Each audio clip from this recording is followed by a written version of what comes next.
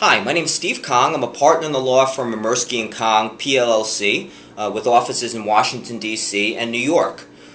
This is going to be the first in a series of very informal videos we're going to be doing to try to highlight important issues in corporate law, IP, employment, and litigation. For the first video, I wanted to keep it very high level, so it's entitled 10 Words That Employers Can't Forget. The first word is consistency. Whenever you're going to be making employment-related decisions, you really have to be consistent, whether it's in salary, hiring, benefits, assignments, bonuses. You really should be treating similarly situated employees the same as much as possible. What that helps to do is it really helps to defend you against arguments that you're treating people differently in an improper fashion, namely that you're treating people differently based on protected characteristics such as race, sex, religion, age, etc. I know it's a very exhausting process, but it's really an exercise you have to undertake. A related issue, whenever you're going to be making very important decisions, remember that you're setting a precedent for later on. So going forward, if you're ever going to deviate from precedent, you better have a good reason for doing so, or else you're going to have a litigation problem on your hands. The second word is audit. People change, your practices change, your business changes. You really have to keep up to date on what you're doing from an employment perspective as a company. What you should be doing at the very least is getting your senior managers together every year to really dig down and take a look at your employment practices. Take a look at your employment manual. If you don't have one, you better put one in place. Maybe that has to be changed. How is morale? Is it up, down? What could we improve? What are we doing wrong? What do we have to do to stay in compliance? Things like that. Really, when companies don't keep up to date and flexible on their policies is when they really start to get into trouble. The third word is objectivity. When you're making employment decisions, you really want to base it on objective criteria as much as possible. No one's saying that using subjective criteria like gut feel, things that are kind of traditional, gut feel, presentation, presence, personality, things like that aren't important. They're also very legitimate. But I don't want to underemphasize the importance of balancing that out or relying on objective factors such as job experience, education, other objective measures of skills like productivity and number of people managed. These kinds of things, these objective factors, is really what really helps to defend you and insulate you from discrimination claims, because a lot of them, again, are based on the idea that you're making subjective decisions in an improper fashion. You know, the fourth word I want to emphasize is decisiveness. The lawyer's going to come up to you and you're going to ask them questions, and they're going to have about 90 different answers and options to everything you ask them, emphasizing litigation risk, litigation costs, minimizing this and that, and you want to pull your hair out. But one thing you got to remember, be decisive, don't get paralyzed, because that's where your problem is going to lie. What you have to do is let your business needs be your guide, whether it's economics, PR, employee morale. Confront your lawyer and ask them, is what I want to do legally feasible? Get the answer. Decide what you want to do, make a decision, and go forward with it. Treat your legal decisions just like with the same care and inquiry as you would your business decisions. Okay. The fifth word is document.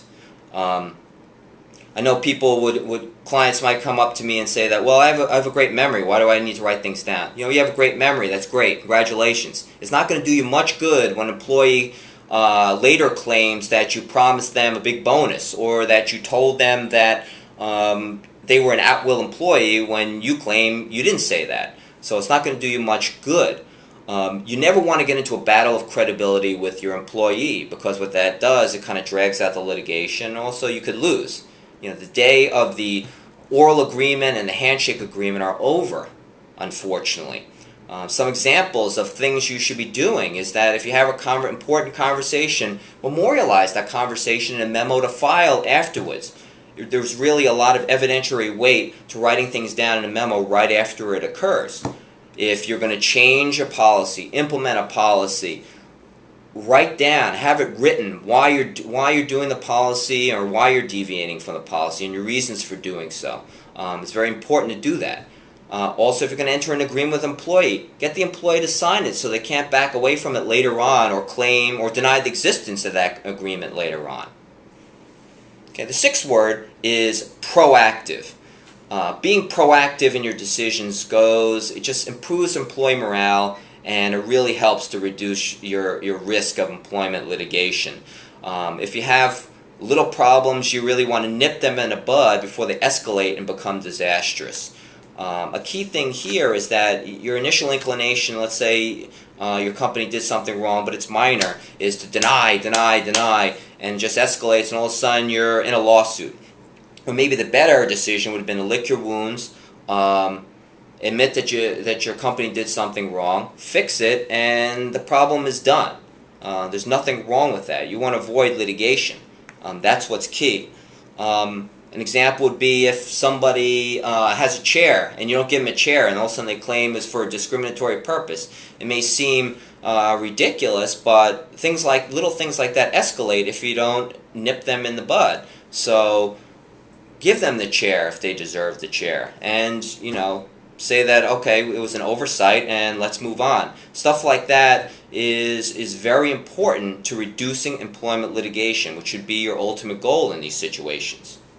Number 7 would be fairness. It would seem to be almost high schoolish or even grammar schoolish to say that, oh, you should be fair to your employees, but it's worth emphasizing that you should have policies that are even-handed and treat employees up and down the food chain the same, again, as much as possible. It really goes a long way to improving employee morale, and when you have improved employee morale, you have reduced lawsuits. It's as simple as that. Word number 8, transparency. No one is saying when you're managing people that it has to be a democracy. It shouldn't be a democracy. But then again, what I mean by transparency is that you should have clear written ground rules for everything you're doing, whether it be hiring, bonuses, ratings, things like that. You shouldn't deviate from these ground rules. Don't change the rules in the middle of the game. There's nothing worse for morale or from an employee standpoint. Don't have separate rules for certain people, not others. Don't have better rules for your brown-nosing employees as compared to ones who are quiet and nose to the grindstone kind of people. This kind of even-handedness and fairness, again, really enhances employee morale, and with that comes kind of a reduced risk of litigation. Finally, when I talk to salespeople, they're always telling me, hey, you can't have a list of 8 or 4 things you need to do or 9 things you need to do. You need to have 10. You need to have it even. Okay, I'll take their advice. So the words 9 and 10 that you shouldn't forget is due diligence. Try to avoid the idea that, oh, it's too expensive, it's too time-consuming, too annoying to really get the information you need to make a good decision.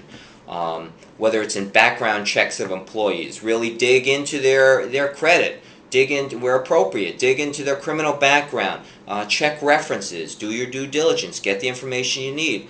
Also, if there's for example, a workplace complaint, really do your due diligence. Talk to everyone involved. Try to get everyone's views before you make a decision. Whenever you make an informed, that's what really makes a strong defense against an employment claim, is to make a decision that's informed and well-reasoned, and you do that through your due diligence. Well, I want to thank you for watching the video, and I hope to see you next time on our next one.